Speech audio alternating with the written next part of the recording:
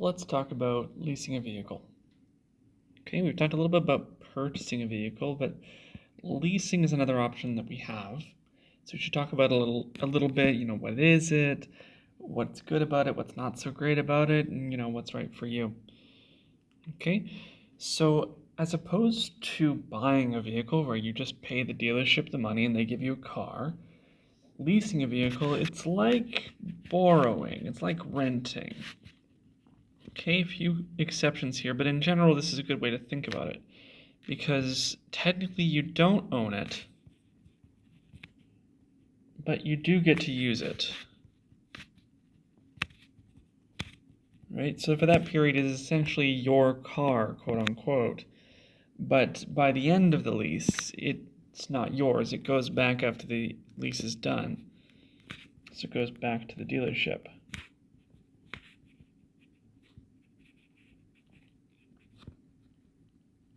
At the end of the lease.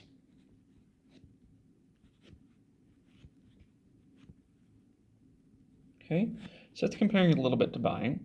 We'll go over some advantages and disadvantages as well, but first, what actually does it look like when you lease a car? Well, first, generally, just generally. So here's you. Right, you're going into the dealership guy or gal is selling you your car. So here's what you have to give to them. You have to give them a few things.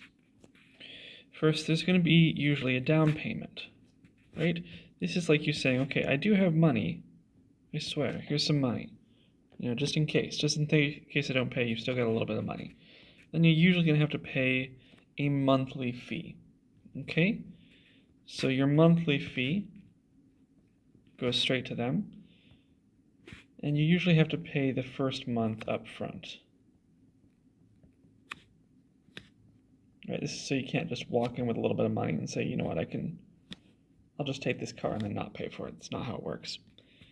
Right? And then there's usually a damage deposit. Okay, so this is the part that isn't usually in buying a car straight out, because you'll see down payments in purchasing a car. It helps to reduce your payments. You'll see monthly fees, but those go towards a loan as opposed to the dealership itself. But the damage deposit is because you don't actually own the car.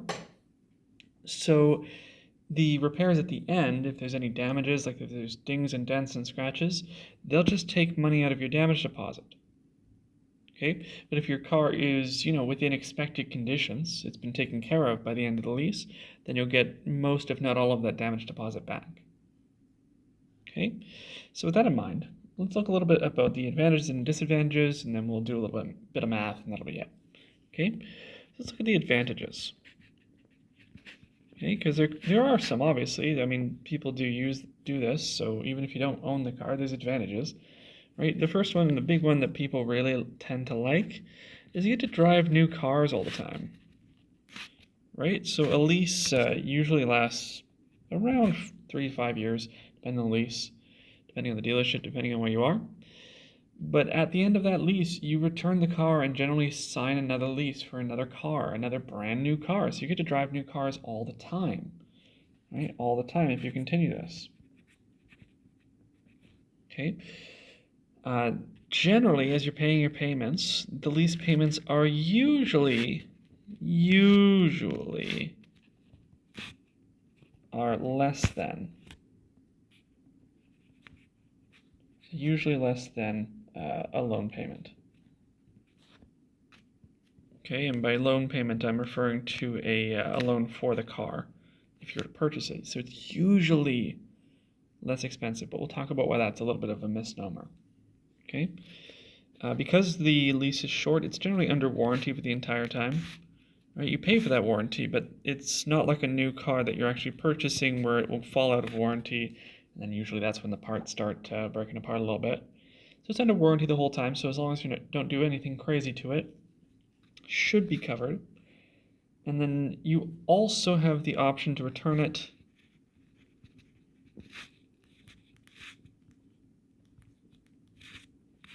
for a new lease. Or to buy it out. Right? Because at the end of a lease, you can choose to buy the car that you were driving, and the money that you paid in goes towards paying the value of that car. You do lose a little bit in that transaction. We'll look at that math, but that'll be in just a little while when I can write out a little bit more math. We're also going to look at, though, there's some downsides here as well, right? There's a reason that not everybody does this. So disadvantages.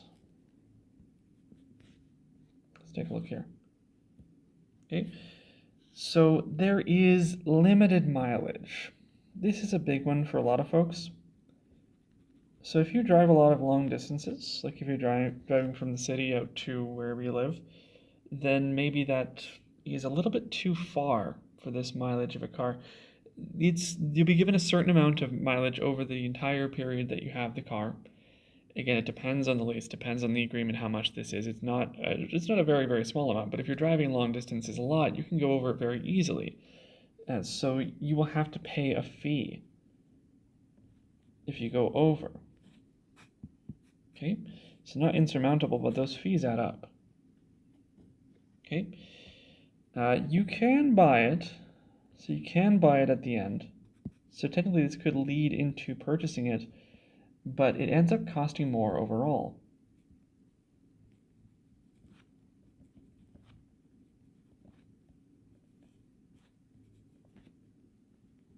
Okay, so if you're interested in having a car and owning a car, you shouldn't lease then buy, you should buy, right? Worst case, you can always sell it at the end.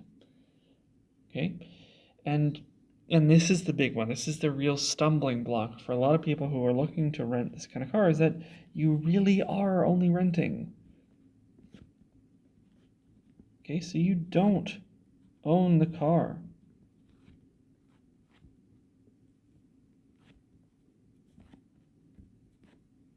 Okay, so that means a lot of things. That means that it's not an asset.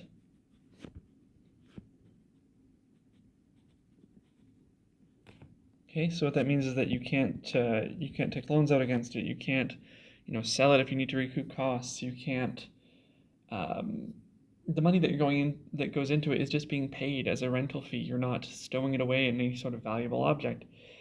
But at the same time, you also can't control what happens to the car, so you can't modify it. Right? It's like renting an apartment. You can't go in and start painting walls or taking down walls or anything like that.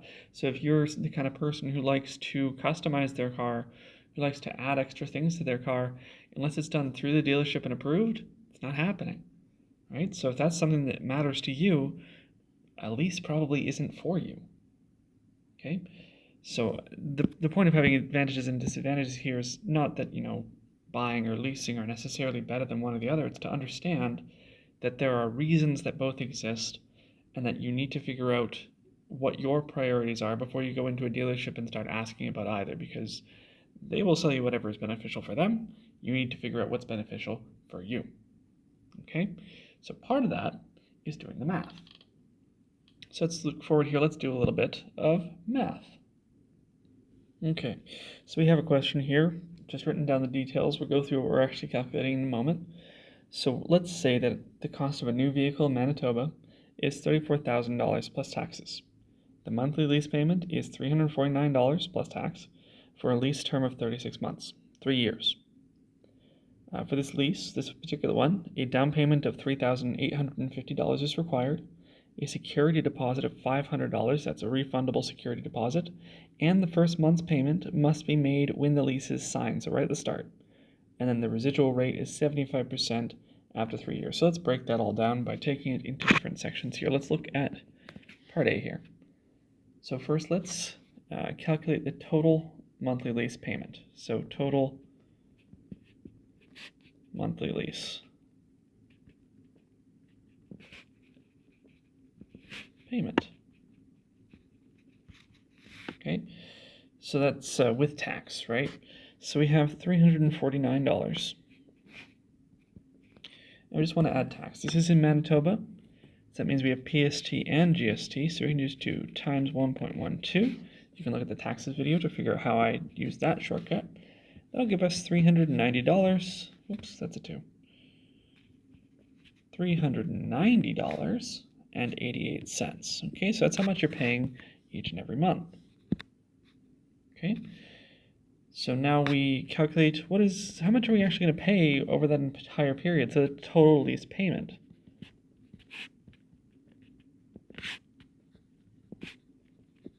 Okay, so we know that every month we're paying $390.88, so it's every month. And we know we're paying this for 36 months. Okay, so for every month we are paying this amount of money. For every tells us that it must be multiply.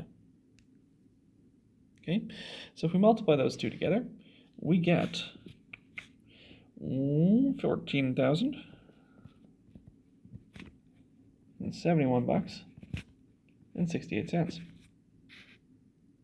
Okay, that's how much you pay over the 3 years. Right? It seems like a lot, but you make it in smaller payments, so it kind of builds up. Okay, but right at the start, there's a few things that are due right now, right away. Right? The things that are due at the start of the lease. So let's write start of lease. And those are the down payment,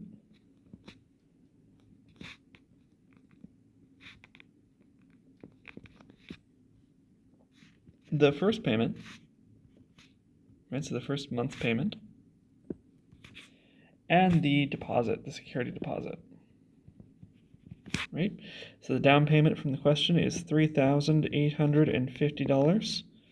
The first payment that we calculated with the taxes, remember the taxes are in, is $390.88.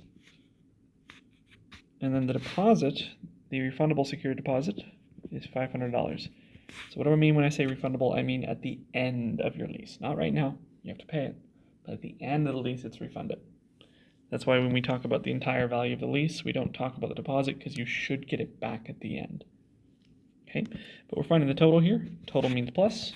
So we add them all up. We get $4,740.88. Okay, that's another reason that people tend to like leases. You don't need a ton of money to start off with, right? Okay, so that's kind of the things that you're paying. This is over the entirety of the 3 years. This is every month. This is right at the start. But what happens at the end of the lease? Right? You've paid all this money. What if you want to buy the car? So let's take a look. So the residual value, it was 75% after 3 years. So residual. So to find the residual value, all you do is you take the original value, in this case $34,000, okay, and we just have to multiply that by our percent as a decimal, 0.75. Okay, for the ease of the math here, I'm just ignoring the taxes part here. I know I'm supposed to add taxes here, and you should, but this is just for the simplicity of the math. Okay, so that equals 25,500. Okay, so that's how much you'd have to pay. That's what's left over because the vehicle's worth a little less now. That's not so bad, it's less, right? It's only a 3-year-old car. Here's the issue. Because if we talk about this last piece, what is the total price you pay for the buyout? Okay, so what I mean about the buyout is that at the end of the lease, if they say, okay, do you want to buy this? Yeah, of course. Okay, well then you have to pay the value of the car, what it's worth right now. And of course, you've also paid the entirety of the lease, so it's $14,071.68. Oops. Okay, so you've paid both of those costs for this car. So let's total those up, see what the total cost actually is, because you're not just paying that cost at the end. You've paid this cost the entire time. This lease cost right here. So if we add those up, we get $39,571.68. Right? So here's the kicker. That's the price that you pay to buy out the car at the end of the 3 years. Like in total, you would pay this amount at the end of 3 years, but you will have paid this amount over those 3 years. So in total, over 3 years, this is how much you paid, as opposed to the $34,000 the car was worth at the start. So this is the kicker. If you don't have the money to do the $34,000, and spreading it out like this is what you have to do to get the car the way you want, then maybe that's the right option for you. But you must be aware that this kind of buyout can cost you money in the long run.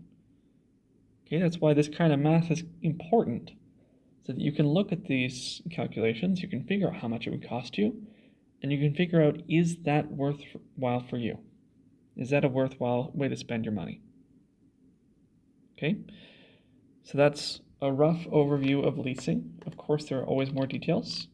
It's always worth talking to a financial professional if you're trying to make these kinds of decisions and you are unsure about anything. But this is a great place to start.